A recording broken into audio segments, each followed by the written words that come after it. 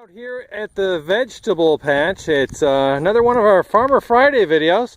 You can see that we have the drip irrigation feeding some of our crop, and we have kale over there, pumpkins growing over there, and sunflowers, which people like. And we have our sparkling amber farmer who is going to explain to us how we harvest some of our sunflowers. So take it away, Amber. Okay, so when we're harvesting our sunflowers, we want them to last as long as possible for when you take them home and put them in your own bouquets.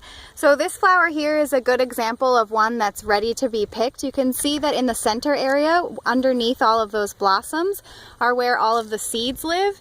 And the seeds each have an individual flower on top of them. It's much smaller, but basically that flower will start to flower from the outside in. So you can see the inside of this is still really tight.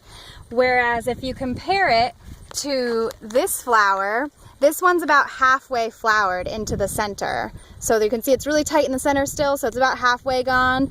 But then we have another example. This one is fully flowered on the inside. There's not much left of this one. It might look nice for a day or two, but it's not going to last nearly as long as our first example. Interesting. So now, is that some sort of a sap that's coming off the seeds there? That a little bit of moisture? What is that? Could very well be. If it were morning, I would say that was dew, but at this time of day, it's probably some sort of sap that's coming off of the flower, or pollen, or something like that. Pollen, right, okay. So sunflowers, when do we typically plant sunflowers? We've planted these probably late spring. Okay, and we'll be able to harvest them until?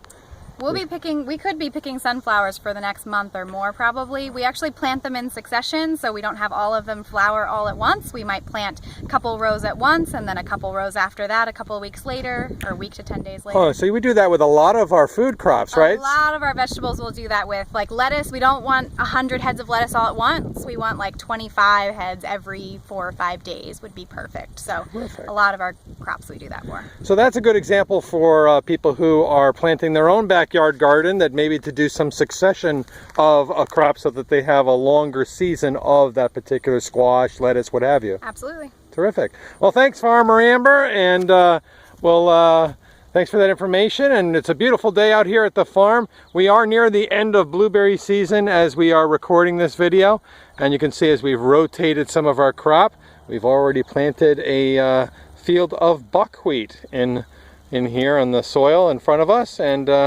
that is going to be a good stabilizer for the soil and will enrich the soil as it gets turned back into it. So make it a delicious day, everybody. So long.